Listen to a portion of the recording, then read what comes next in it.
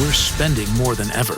I hate my job. The price of everything has gone up. AI is threatening my job. It's crisis after crisis. Nothing is working out. I can't find a job. We're one disaster away. Take control of change. I need a change.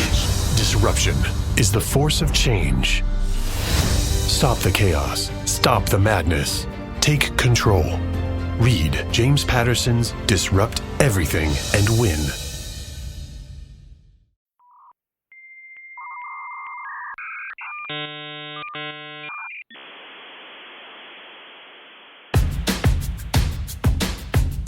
I'm as mad as hell, and I'm not gonna take this anymore! Hello, friends. Welcome back to the show. Do you remember life before irony?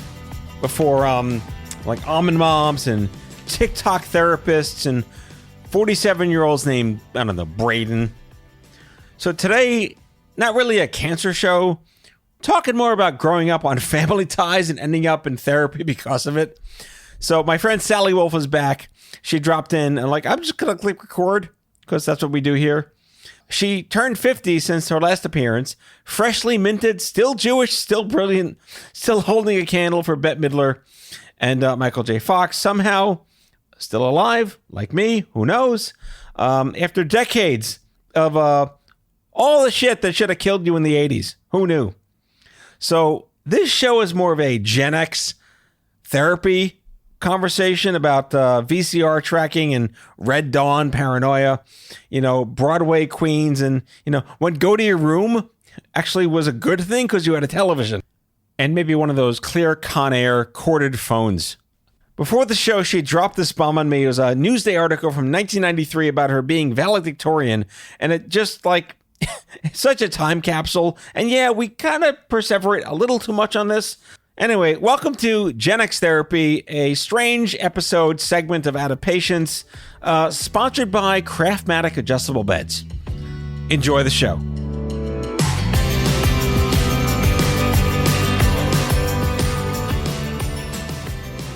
Happy birthday? Close. Aging gracefully? I think so. You tell me. Well, we're taping this in mid-June. Mm-hmm. It'll air in the fall, but by then you'll already be 50, but you're cresting toward 50 or you are 50? I am already 50. This is actually the first podcast I'm recording in my 50s. You got me fresh into the decade. Because the last show you were 49? I was 49. Okay. And I actually came out, I think, when I was 49. And my birthday is May 19th. And you are getting me fresh into my 50s. Happy to be your first. The first is always the most special. Cherry popping podcast post 50. How many guests give you that gift? I don't know. I'm going to say just you for now. I try to be unique in how I impact the world. I will attest and approve this message. You are definitely unique. One of a kind. One of a kind. I didn't want the show to be a cancer show, so I actually asked AI to tell me what it thinks we should talk about as aggrieved Gen Xers with aging parents. This is true. We don't have to get into the details of this, but I'll start with the fact that, so listener Sally sent me, we're going to talk about this. She sent me a photo. What year was this? 1992? 93. 93. A Newsday article. Remember Newsday? Good old Newsday. Hempstead, Long Island, the North Hempstead special article in Newsday about this amazing little valedictorian story of yours, because of course you were, in Great Neck, as one does, in 1993. So this is like peak overachiever energy here. I may have peaked then for the record. Is that your peak? Again, it's just so I wish I had one of these. Like I was voted I think weirdest guy to play piano in high school. It's a very specific award. It was really niche. Yeah, I was kind of the weird guy that played piano in high school. But I never had a cover story like this. Did this just show up one day? Did they find you? They found me, but the backstory is partially about me and partially about Great Neck North. So basically, every year, Newsday, I believe one for maybe Nassau County and one for Suffolk County, both on Long Island, they would do a cover story on a valedictorian. And they would print the list of all the valedictorians from, all over Long Island. And Great Neck North, where I went, used to include fourth quarter senior year grades in your GPA to determine valedictorian.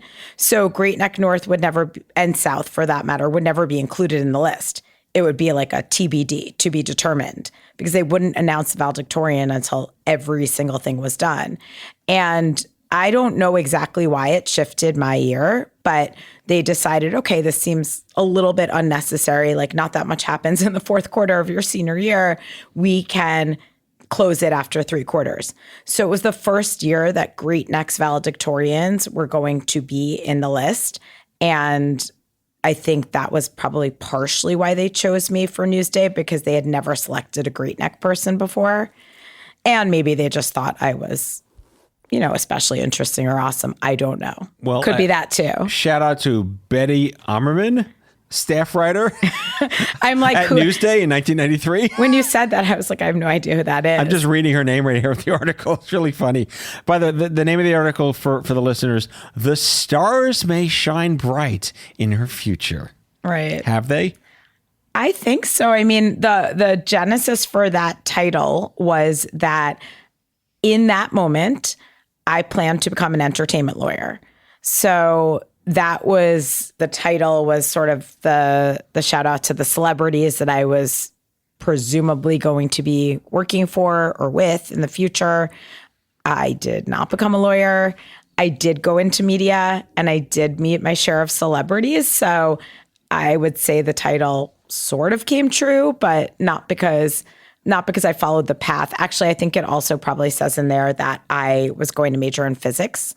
Yeah. Again, I fed it to AI, and it basically it's like grade school AI. Like, oh, she wanted to go to Harvard and she wanted to be an entertainment lawyer. Did go to Harvard, didn't become an entertainment lawyer, didn't study physics. I should reread the article. I'm not actually sure what else. But you're still obsessed with Bette Midler?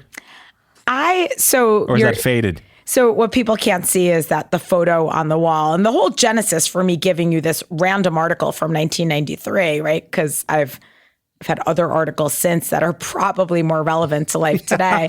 But you asked me what celebrities were on my walls growing up. And so Michael J. Fox was the celebrity crush. Of course. Alex P. Keaton, obviously. But my bigger poster, which I still know where I got that. It was a store where you rented videotapes called Dr. Video on Bond Street in Great Neck. And they had this huge poster. Oh, God, videotape rental stores. Right? That's the thing. Gen X. Google it, kids. I have to live up to my Gen X, roots. And at any rate, they had this huge poster of Bette Midler, and it had a frame from each of the movies that she had done as part of the Disney contract she had. So there's some really good, any Gen Xer is going to remember Down Out in Beverly Hills, Ruthless People. And then my personal favorite was Beaches. And the reason I adored Bette Midler so much and adored Beaches so much is that by 8th grade, when I saw that movie, I was increasingly lonely as a kid. There was a lot that was wonderful about growing up in Great Neck. It's great public schools. It's a beautiful place. But at the end of the day, I didn't have a lot of close friends there. And I think that intensified as high school was beginning, and I kind of threw myself into school. I think Harvard was a particularly good goal to have then because it let me focus on something in the future. And so with all of that, I saw Beaches. It was an incredible story of female friendship. I will admit that I have seen it as an adult, and I'm kind of like, I thought this was the best movie ever, and I'm not so sure I still think it's the best movie ever. But the storyline of female friendship, which I had. Who else was in there? Barbara Hershey. Barbara Hershey, yeah. It wasn't a story that I had seen before, and then I started reading about Bette Midler and her roots, and she had kind of felt like the odd person out when she was growing up in her schools. And so with that, she fast became my favorite celebrity. And I have met both Michael J. Fox and Bette Midler. So no way. Yeah. So all the posters that I have now photos with those people. That's incredible. So yeah, I was grateful for that. God, Down and Out in Beverly Hills. That was so good. Dreyfuss, right? Dreyfuss was in there. Nick Nolte. Nick Nolte played the bum. All these movies that are definitely not PC in certain ways, but they were really, really good. Well, my wife and I talk about like what films do our kids need to watch to understand what 80s cringe wasn't cringe back then. And every movie back then needed like a nude scene. If they weren't breasts bared somewhere, it didn't matter. That's how it worked. Do you remember your first R movie? Evil Dead. Okay. I was with not a boob movie, just I don't a scary know. as fuck I actually movie. don't know what that movie is. That's why I was like, I can't even respond to that. It was one of Sam Raimi's first films. It was like one of the defining 80s horror stories in a brand new kind of genre. Okay. I'll have to look that It scared up. the fuck out of me. I was in 7th grade watching it on like VHS tape I don't think we had HBO back then. My family was like the one family in Great Neck that did not have cable. Really? We had 13 channels. Probably, I don't even think it was like really 13, but it went up to 13. Yeah. Right. It was like 2, 4, 5, 7, 9. Yeah. Right. 12 was never a channel. 3 wasn't a channel. 3 was for the VCR. Right. It's another thing no one will understand. No, never. Right. And as a Jew who would be home on Christmas Eve, it was like midnight mass. I was like, what is this? That's all it was. Every channel was every hijacked channel. by midnight mass. Every channel. Yeah. We didn't have cable. Was your remote control physically connected to the television, or you had like a remote clicker? We didn't even have a remote for a while. I don't remember what year. So you were the remote. Right. Exactly. Get up and chase the channel. It was like a get up. I mean, the first TV that I remember most had an actual dial that you turned. Yep. And we definitely got other TVs. And by the time I graduated high school, I think there was like a TV in every room. I mean, meaning like my bedroom, I had one. And I remember that we didn't get punished a lot, but my parents started to realize, well, they can't send us to our rooms because going to our room just meant we would watch TV. Yeah. And I was definitely also that kid who did a lot of my homework in front of the TV. Like now I need it to be pretty quiet to work. But back then I would I did not miss any show. I was like that walking TV guide, probably another reference that no one will get. This is a GenX therapy show. We've leaned into GenX therapy. Did you have one of those TVs that was like part furniture and part television? No, we didn't have that. But my friend Allison had one of those like projector TVs. Ooh. And actually my college friends and I, for many years, we would rent a house. Like the Boston people would come down, the New York people would go up. We would rent a house for a weekend in July or August. And we ended up once at this house in Saratoga that was like, talk about something out of the 80s. They had a DeLorean and they had one of those projector TVs. Oh my God. And a whole bunch of other things. But those two really, really stuck out as awesome. I go back to that line from Back to the Future where like, Martin, did you have a television? He was like, yeah, we got 2 of them. Right. Like no one has 2 televisions. Oh my God, that movie was so good. Do you know that movie? We are like well past Back to the Future too. Do you have a favorite Michael J. Fox movie? Oh, that's a good question. I was so all in on Family Ties. I mean, So TV Michael Jackson, TV Michael J. Fox, not movie Michael J. Fox. I adored him in pretty much everything, but that character of Alex P. Keaton, I think because almost all of the cute, they were boys, maybe young men, but like the crushes, the cute guys that were on TV that were in, God, what were all those magazines? Like Ricky Schroeder. Like Rick now, yeah, right? Rick Schroeder. Ricky Schroeder. Sorry, Ricky Schroeder. Because he listens. He definitely clearly. listens. He listens to the show, sure. Kirk Cameron. Oh, yeah. I mean, Growing Pains, he was probably the biggest one. Mm-hmm. And then a little bit later on with 90210, which now we're Jason in the 90s. Priestley, who I met. You did? I got to meet Jason Priestley. I took a selfie with him, and my wife hates me for that. I was definitely on Team Brandon, not Team Dylan. So Jason Priestley over Dylan McKay or over Luke Perry. But at any rate, Michael J. Fox, that Alex P. Keaton character was so witty.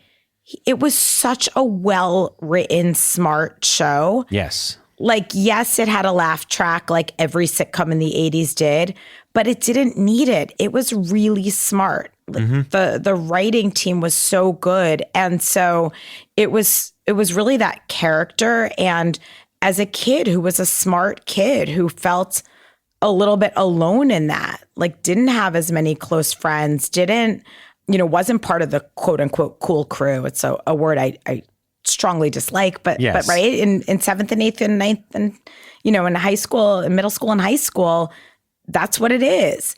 And that character, I remember when that show went off the air.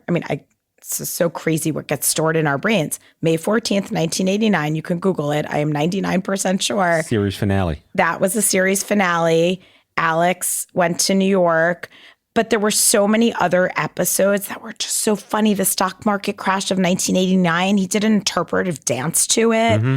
He oh my God, he tutored Nick in how to learn to read and how to understand verbs. My dad and I still kid about. I think the Christmas Carol one was one of the best.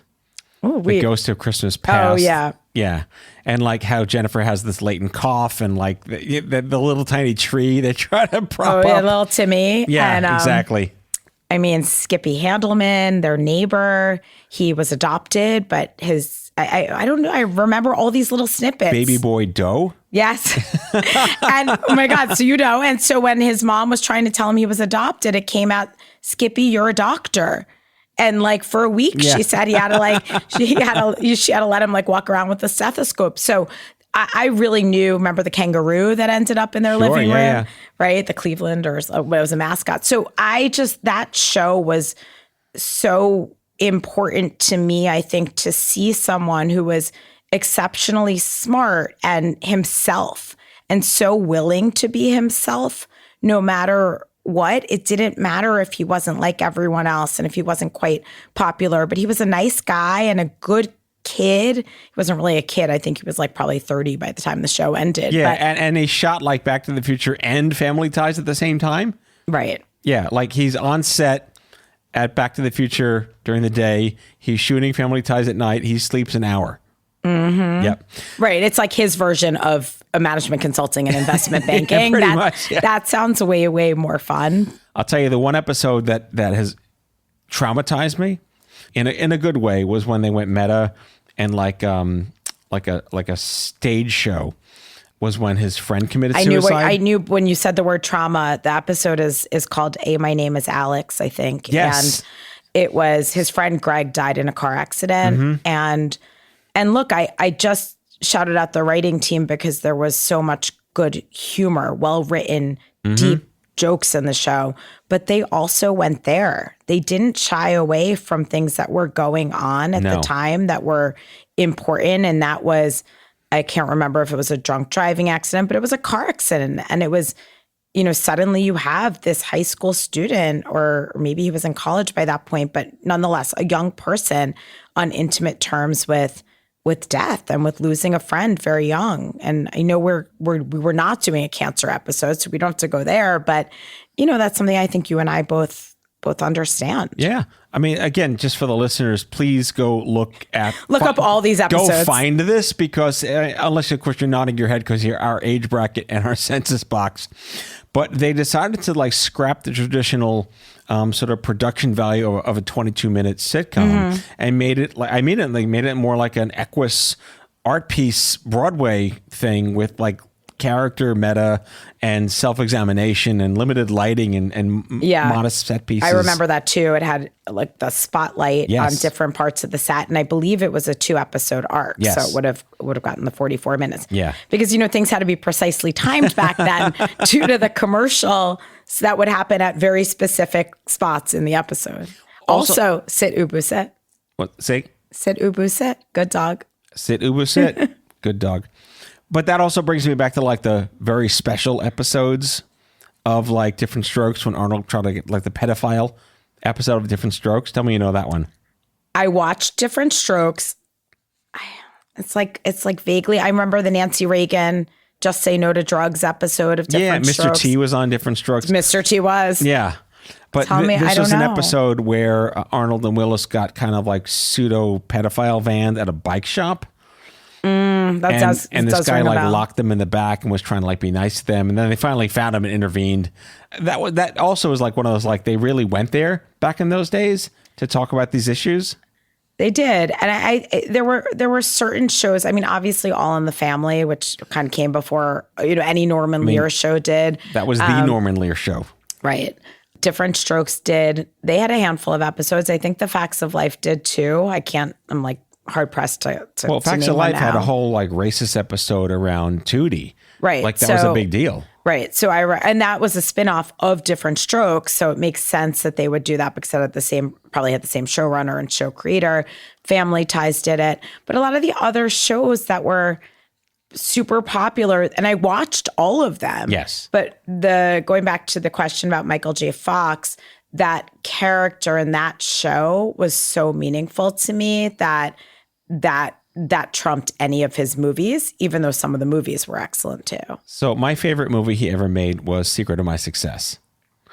I mean, Hamburger Hill and, Doc Hollywood, clearly just, they stand apart. It's a wonderful portfolio of his talents. But I just remember Brantley, like it was basically Alex Keaton in post Family Ties in the real world. I had that same thought. Yeah. And what he's gone on to do, I have to say, I chose my favorite celebrities. I had this point of reflection. I'm like, I chose them really well because both Michael J. Fox and Bette Midler, I admire them as people. Michael J. Fox, what he has done with Parkinson's and the amount of not only attention, but also financial contributions that he has raised for Parkinson's has changed the trajectory of research and, hopefully movement toward a cure. And what Bette Midler has done for underserved spaces in New York City with New York Restoration Project is equally impressive because she moved back here in the 90s and saw how dirty the city had become. And she grew up poor, but in Hawaii. So she was surrounded by natural beauty. And it devastated her to think of anyone growing up in this city, especially in underserved places, not like on Central Park West or Fifth Avenue, but go up to the Bronx and who didn't have clean air and didn't have clean spaces. So in both cases, I really admire them beyond what they've done on the screen. I have a rough anecdotal Bette Midler story that I'm kind of paraphrasing from my parents. Okay. But my mom was a huge Bette Midler fan. Divine Miss M, like she went to all of her local shows and she saw her here in the city when she performed. And I think she took my dad. They might have been engaged or maybe newly married. And he was the only straight man. He probably was. And I think he felt a little awkward in the space. Yeah. But, I mean, there were 3 groups of people at her shows and I've probably seen about 30 of them. Mm-hmm. I mean, I'm really a big fan. There are the girls who loved beaches. There are the Jewish moms and grandmothers, and then there's a huge contingency of gay men. Oh, the gay community is all about like her, Cher, Madonna, Judy Garland, Liza Minnelli. Well, and with Bette Midler, it's that she got her roots in these don't exist anymore, but the gay bathhouses in the 70s. And then, so many of the people who frequented them ended up getting AIDS. And she really stood by their sides and was very loyal to the group that really helped put her on the map, which I also respect. Loyalty is so important to me. I did sneak backstage at Radio City once to meet her, which was... Well, that's awesome. Definitely this is possible. You just got to you see a door open and you just got to go Sneak for it. right in. Well done. Well, let's take a quick break and we'll get back to what is, I think, the coolest show I've ever done. Just focused on aging gracefully and missing a certain time in our society when things were, I won't say simpler, but different. Because, I think the threat of global thermonuclear war was hiding in the shadows the entire 80s. So it's just been differently interesting and terrible across the years. Do you ever reflect on how we grew up in a time where there was it felt so peaceful? No? On that note, okay, I will answer after the break.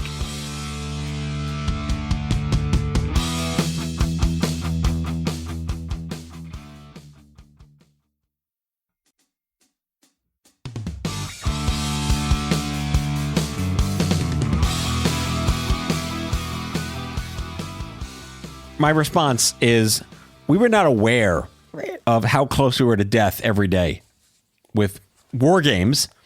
Was Broderick on your radar of boys on your poster on your Matthew wall? Broderick? Yeah. He is a good one, too. Yeah. I mean, You know, he was actually, just to bring this full circle, he was the original first choice for Family Ties. was he really? Mm-hmm. Okay. He got busy doing war games, I guess. No, I think it was that someone at NBC said no, they wanted Michael J. Fox. Oh. Brandon Tartikoff, if I remember the story correctly. Remember that name. Either Gary David Goldberg, actually Brandon Tartikoff died, unfortunately, very young of cancer. But he was must-see TV, 80s, NBC lineup. But yeah, it was one of the two. It was either Gary David Goldberg or him who basically said, or he who said, Michael J. Fox. You're like my favorite pop culture 80s nerd at this point. Now, you win the prize. I can't recognize anyone in People magazine today, but you go back to the 80s and I knew it all. No, iTunes is like, Apple Music is like, here's the top hits. I'm like, who the fuck are these people? Same. No idea. Yeah. But I'm sure they're talented, but okay. My running playlist is just top hits from the 80s. Yeah. Endless 80s essentials. It's like my own mixtape. Every 80s song is an essential. Yeah, pretty much. But to answer your question, my second, third, fourth grade impression of nearly dying was watching like Red Heat, Red Dawn, War Games. How close are we to being annihilated because of the Cold War got really hot in the 1980s, but there was no internet. There was no way to be given, fear-mongering confirmation bias into your psyche every second of every day. That, and I think everything just felt far away. Yes. Right? I mean, the news... Like the television. Right, exactly. Touche. But yeah, it just felt far away. Yeah.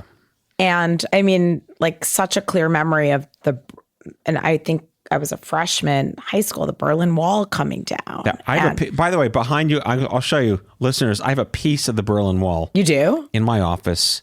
It's behind the screen over there. I'll show you. But I'm going to remember to take a photo of it with you holding it. Okay. And that'll be some of the social media when the episode comes out. Amazing. There's also a piece of it at the Warner Brothers lot in Burbank. So I used to work at Time Warner and would go to that lot and always sort of stopped there and looked at it. It's, we all remember that we Gen Xers, that wall coming down and we didn't start the fire and those moments existed. But overall, honestly, before 9/11, I just remember thinking, wow, we're growing up in such a different world than our parents did. And there hasn't been any big draft or war or any of that. And then like the past few decades have obviously felt very different. Right. Well, my parents always say that Kennedy's assassination defined their generation. Mm-hmm. And then, of course, RFK and Martin Luther King. Yeah. For us, it was the Challenger. I knew where you were going with that. And the Berlin Wall. Right. Like those are like the two major milestones of growing up in the 80s to watch the world change. Right. Yep. I mean, I remember being in elementary school for the Challenger. And, it was a really big deal. They class. Brought the TV into where everyone was watching because the teacher was going into space, Krista McAuliffe. And I mean, such a vivid memory. I mean, Mr. Gorbachev cheered on that wall. Yeah. That's tattooed in our retinas. I almost said that earlier when I said the wall came down. Like, they're very specific memories, but there are also not that many of those that were like, seminal world-changing moments, like Y2K. Another that was right. global threat to destroying mankind is like having a fourth digit in your year. The third and fourth. Right. Those two digits. That's right. I mean, just also, that was a quarter century ago. That's the part of that that's also wild. Have you seen the memes like if Back to the Future took place today, it'd be like 1985 or 1995? Correct. Yeah. No, that's yes, all of that. It's so crazy. And that we're well beyond what we are now, well beyond Back to the Future too. Yes. I haven't seen the cars flying yet. No, we're waiting on the flying cars. People can't drive in two-dimensional space. I can't even imagine three. Yeah, but Biff Tannen sort of did get elected president, so there's that. Have you ever heard the Tom Wilson, Biff Tannen's song? About Trump? It's called Stop Asking Me the Questions. But never ask my name, and they start asking questions that are always the same. Hey, what's Michael J. Fox like? He's nice. What's Christopher Lloyd like? Kinda quiet. What's Crispin Glover like? unusual. Stop asking me the question. I went to the bar mitzvah of my nephew. He's not a comedian, but he does appearances and he's involved in charity work. And it's always like people asking him what Michael J. Fox like, what was Christopher Lloyd like. And he sings a song as like, leave me alone, go fuck yourself, called Stop Asking Me the Question. This sounds vaguely familiar, but I guess it's sort of aligned with what I was just saying. Like everyone's asking him about everyone else in the cast because no one remembers his name. So here's Stop Asking Me the Questions. And we'll put a link to it in the episode show notes. Poor guy. Oh my God. I want to talk about that. You got a letter from President Clinton. I get a letter from Hillary Clinton. Does my Newsday article say a letter from President Clinton? It says, what did Bill Clinton say to teenage Sally and how many saxophones were involved? But did you get a letter from him? I guess so. It says you did. Then I did. I truly am a no white lies kind of girl, but I think honestly, it was probably some, this is so bad. I didn't even remember that, but I did get it. I have also gotten a proclamation ChatGPT does not lie when it optically character recognizes 1993, it's so funny. Microfiche scans of your newsletter. My God, microfiche. No one knows what that is. No. I mean, if the article says it, but isn't it so funny how, what must have been meaningful enough for them to include in that article in that moment of time, like decades later. Well, he was just elected too. That was a really big deal. People, right. But I don't think it was a personal letter. I don't know what it was, like the presidential academic fitness maybe, or, okay. I mean, I assume it wasn't maybe I'm wrong. Maybe I did I don't know. I'm going to have to ask my parents about this. Go ask your parents. You have some homework to do. I don't recall getting a personalized letter from Bill, but maybe I did. I have met him a couple times since. He really does have a charisma that is really hard to explain.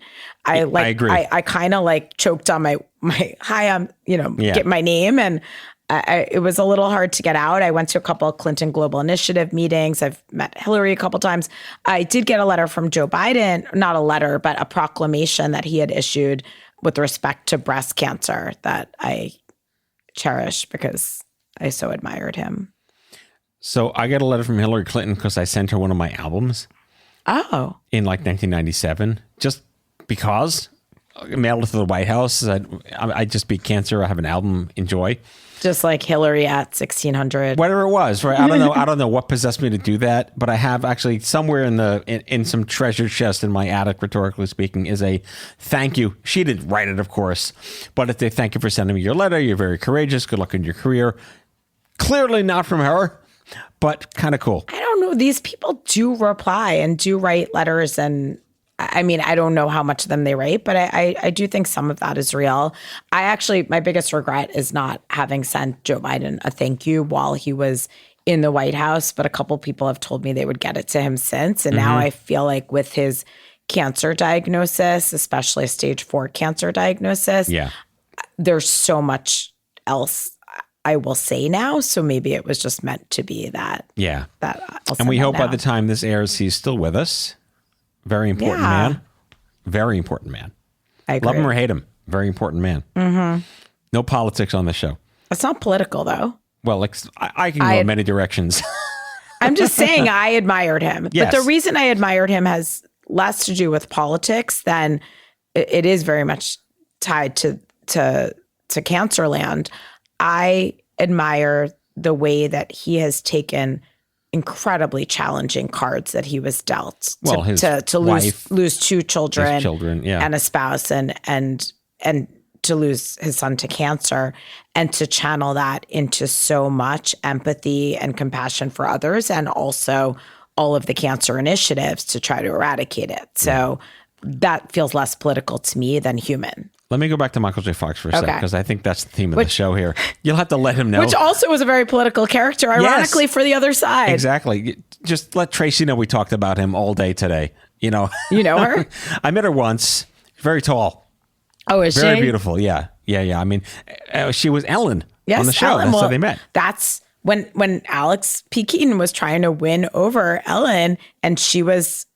she was very artsy. She was a dancer. He was wearing a 3-piece suit all the time. And That he awkward burst, first scene in her dorm room. Yeah. Yes. And he burst into her dance tryouts, and the people were like, "Are you auditioning?" And he said, "Yes." And they said, "What will you be interpreting, or what will you be doing?" And he said that they should play anything. So they started playing right? And he doesn't move. And they say, "Mr. Keaton, Mikhail Keaton, you're not moving." He said his name was Mikhail because it sounded more like a dancer. They say, "You're not moving." He goes, "Oh, just wait. This dance is the interpretation of the stock market crash of 1929. And at this point in the dance, the economy is still good. But in a second, the market crashes and the dance really takes off." And I could do it for you, but no one's gonna be able to see. It is so funny. And then, of course, the train station scene to the Billy Vera and the Beaters. What would you do? I can't. It's at this moment, I've that song will always take me back. I actually didn't know it was a real song. I just called it the Family Ties song. And then I heard it on the radio once. I was like, oh, this is a real song. Yep. But, he drives and he finds her at that train station. But then Courtney Cox came and ruined everything. Damn you, Courtney Cox. Yeah. I don't know why Tracy Pollan had left the show. But at any rate, so back to Tracy. You asked about Tracy. She's tall. Yeah, I was going to ask you if you had a Family Ties lunchbox. I didn't have a lunchbox. I don't actually recall. I must have had a lunch.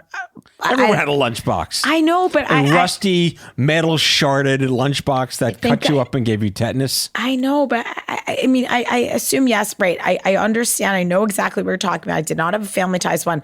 However, a few years ago, my family went to Charleston for my parents' 50th anniversary. We did a celebration trip, and there's this great, old school diner type place in there in the city that has you would love it, all 80s stuff on the wall. There's Q*bert and all these different pop culture things. And they had a Family Ties board game. Ooh. And so for my birthday the following year, my brother found one on eBay. So maybe next time we hang out, there's a Family Ties board game. Oh my God. And the different pieces, like in some board games, right? Like in Monopoly, you have the car and the thimble. It's the different characters. So you could be Alex or Mallory or Jennifer. Oh my God. I feel like Jennifer is probably the last pick. Yeah. All right. My other favorite episode is when they're going back to Alex's birth and it's like the telethon. Oh, yeah. At PBS. Yes, didn't he work at PBS? Yeah. Well, that job would have just been cut. Yeah. Is that too political? Yeah, right. Exactly. Oh, well. It's true. Yeah. It is true. Elmo almost lost his job. I had I think I had Muppets. I had E.T. These are lunchboxes? I had a Knight Rider. You had a lot of, I loved Dukes of Hazzard. I never got into the Dukes of Hazzard, but I did love Knight Rider. Yeah. That was a good show. Yeah. Knight Rider's my ringtone. Really? That's a iPhone, That's a great ringtone. Yeah. I also loved the Muppets. I still have a soft spot for Sesame Street and the Muppets. My favorite, I was an intern, my first quote unquote real job after I was a camp counselor.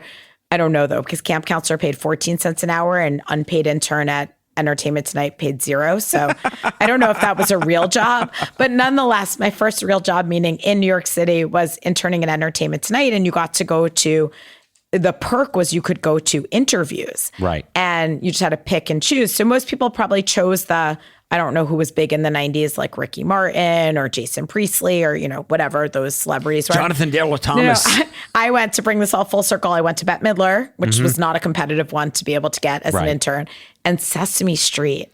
And that was incredible. We went to the studios in Astoria and did you get to stick your head through Oscar's trash can?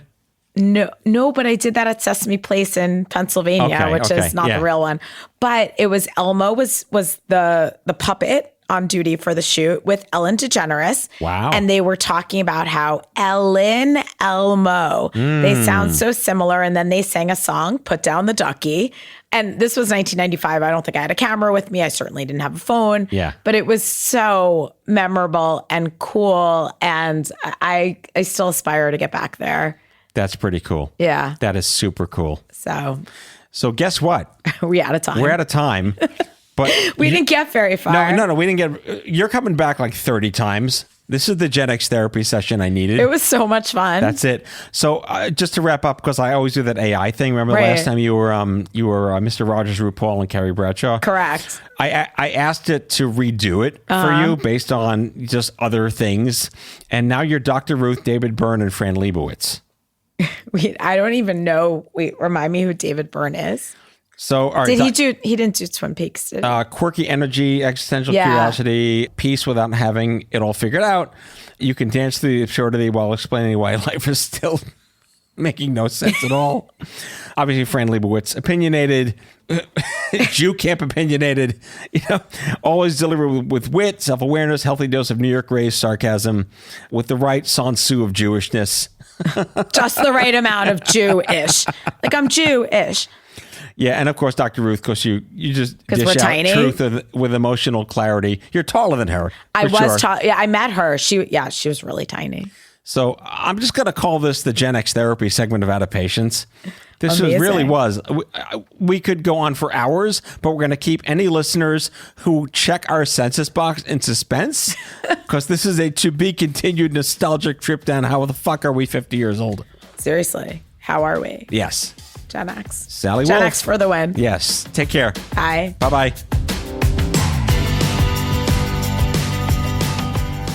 Out of Patience with Matthew Zachary is a production of Matthew Zachary Worldwide. The executive producer is Matthew Zachary. It is mixed and edited by Kyle Moore. If you like the show, ratings and reviews are always welcome wherever you get your podcasts. If you have guest suggestions or would like to learn more about sponsorship opportunities, email podcast@matthewzachary.com. For more information about Matthew Zachary and Matthew Zachary Worldwide, visit matthewzachary.com.